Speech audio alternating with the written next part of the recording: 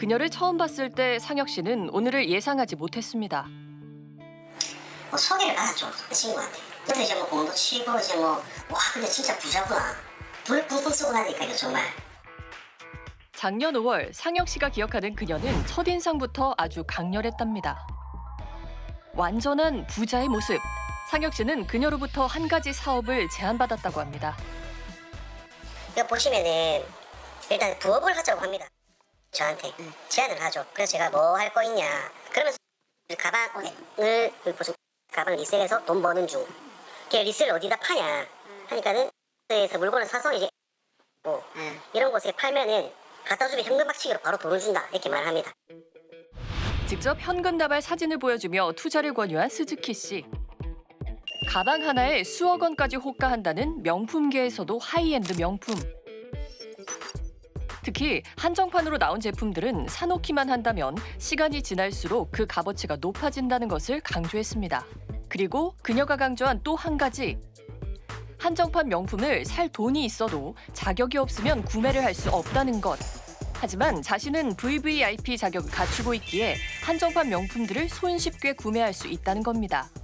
당연히 이게 1,000만 원을 넣었는데 2, 3천만 원이 나온다. 그러면 누구든 정신구심이 가시지 않을까요? 네. 서울같이 가게 되었어요. 실제로 이제 제 눈앞에서 그게 이루어졌어요. 하니까 뭐 한 2천만 원, 2,500만 원 정도 저희 9천만 원의 수익이 났었죠. 그거를 제가 봤어요. 그때 보고 아 이게 진짜구나 되니까. 눈앞에 펼쳐진 기회. 상혁 씨는 2억 원에 달하는 돈을 투자합니다. 그런데 우리가 좀 내가 전화가 안 나오냐 VIP라면서 왜 이렇게 안 나오냐 이렇게 하니까는 서울다부터 이제 연락했죠. 안 오더라고요. 저한테. 들죠. 그리고 계속 물어보면은 전화도 잘 안 되고. 왜 연락을 안 줍니까? 바빠다. 진짜 바빠다. 진짜 바빠다. 내 좀 이따 전화할게. 아니야 이거 어떻게 되는 거 물어봤어. 내일 전화하자. 내 지금 서울이거든. 일 때문에 서울 왔는데 내일 전화하자. 내일. 전화를 안 줍니까? 좀 기다려봐. 명품 리셀 투자를 한 건 상혁 씨만이 아니었습니다. 진철 씨 역시 시계와 가방을 구매했고 투자 금액은 총 1억 2천만 원에 달했습니다. 그러니까 이걸 이제 사진을 보여주는 거지. 아 이런 가방이다? 이런 가방이다. 평생 살면서 명품 사본 적도 없거든. 관심 없는데 이제 이 친구는 워낙 그게 그 분야에 잘 아니까는 아 이걸로도 돈을 벌 수 있구나. 진철 씨의 투자금이 부족하자 그녀는 번뜩이는 아이디어를 제시합니다. 현재 내가 돈이 없으니까는 일단 네가 가지고 있는 카드를 가지고 카드깡을 하면은 일단 시계 한 개 값은 할 수 있다. 이렇게 그때부터 이렇게 시작이 됐거든요. 그쵸. 얘 처음에 1차적으로 걔 학원에서 긁어요. 긁으면은 뭐 그 다음 달에 돈이 얼마를 갚아야 되잖아요. 네. 그걸 먼저 편지하면 또 그만큼 한도가 남잖아요. 네. 그 한도만큼 또 다시 카드깡을 해. 진철 씨의 신용카드로 본인이 운영하는 유학원의 허위 매출을 일으키는 이른바 카드깡을 한 겁니다. 심지어 기존 카드가 한도에 다다르자 2개의 카드를 신설해 추가 결제까지 했습니다. 하지만 이는 빚을 더 키울 뿐이었습니다. 지금 신용불량됐어. 아무 카드나 이런 게 없어. 네. 현금 카드로 이렇게 안 돼. 신용 불량. 신용이 다 근데 막혀버려. 빚이 없네. 제가 피해받은 게 한 1억 2천 정도 되고요. 네. 현재 진철 씨는 극심한 생활고를 겪으며 개인 회생 절차까지 밟고 있다고 합니다. 무거운 마음으로 스즈키 씨에게 연락해봤지만 연결이 되지 않아. 안 받네요. 차단 나가신 거 모르셨어요? 네, 전 몰랐죠. 연락한 적이 없으니까 최근에. 작은 돈이 아니잖아. 그렇죠. 그때 그리고 진짜 생활비가 너무 없었거든요.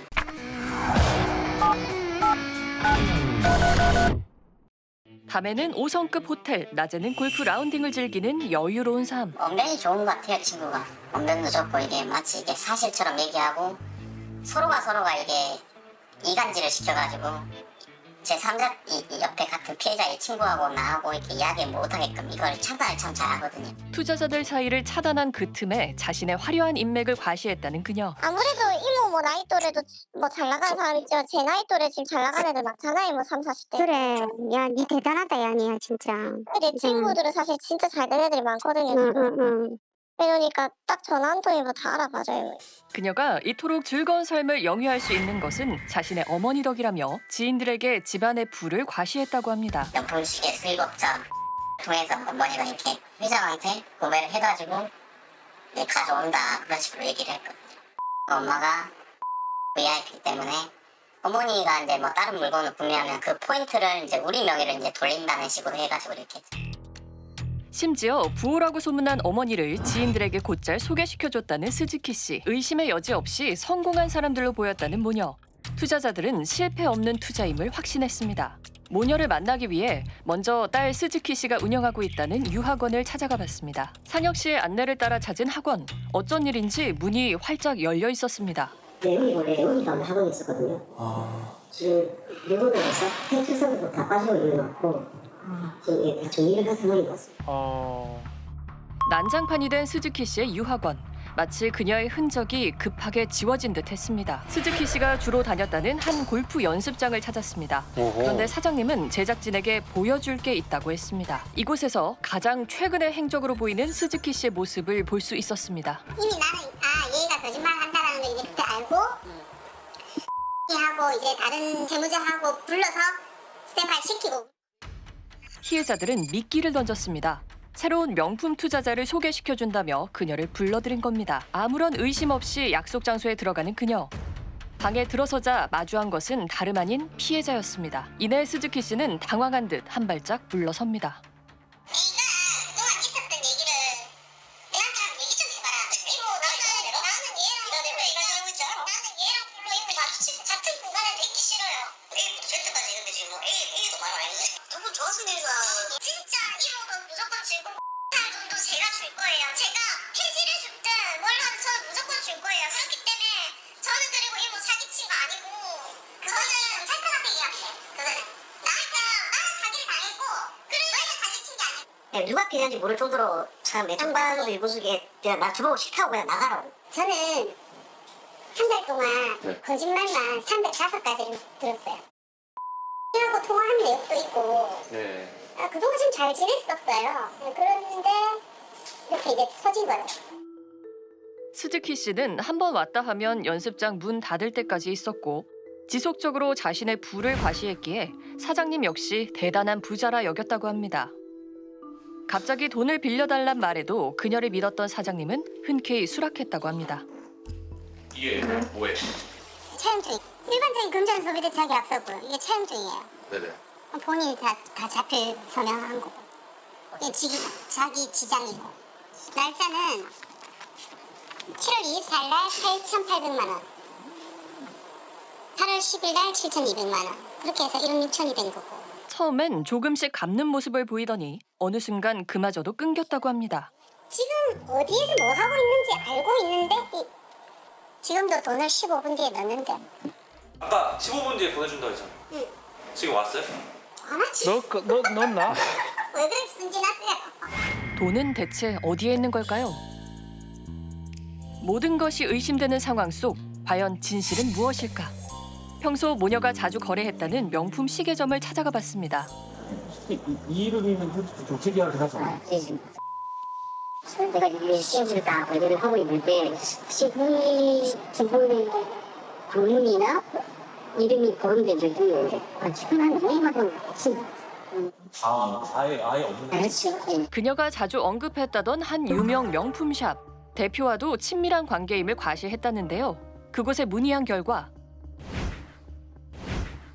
몇 차례 거래가 있었지만 개인적인 친분은 전혀 없다고 답했습니다. 심지어 그녀가 자신의 업체명을 도용하고 다니는 것과 가품을 팔려고 시도했던 걸 알고 있다며 이 이상의 행위는 용납하지 않겠다는 내용 증명까지 보낸 바 있었습니다. 모녀가 만들어낸 명품 세상이 무너지려 하고 있습니다. 스즈키 씨 유학원의 직원으로 있었다는 또 다른 피해자. 그 역시 8,220만 원을 명품에 투자했습니다. 스즈키 씨는 자신의 수족 같았던 그에게 은밀히 임무를 맡깁니다. 그 임무는 바로 중고거래 어플을 통해 명품 가방을 팔아오기였습니다. 가방 2개를 좀 저렴한 가격에 처분을 하자라고 결정을 해서 팔았어요. 그래서 그 가방은 1,500만 원대에 사서 1,300만 원에 팔았죠. 팔았는데 그 사서 가신 분이 감정을 맡겼는데 가품으로 나온 거예요. 갑자기 경찰에서 전화가 오대요. 그 사람을 제가 고소했다고.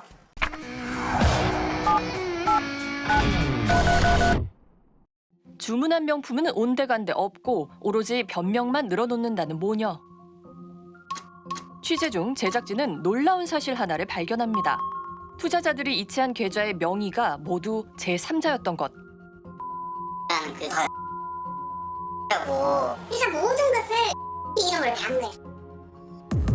모녀의 이름으로도 유추할 수 없는 처음 듣는 남성의 이름. 그는 누구일까? 회계로 입금한 내역이거든요.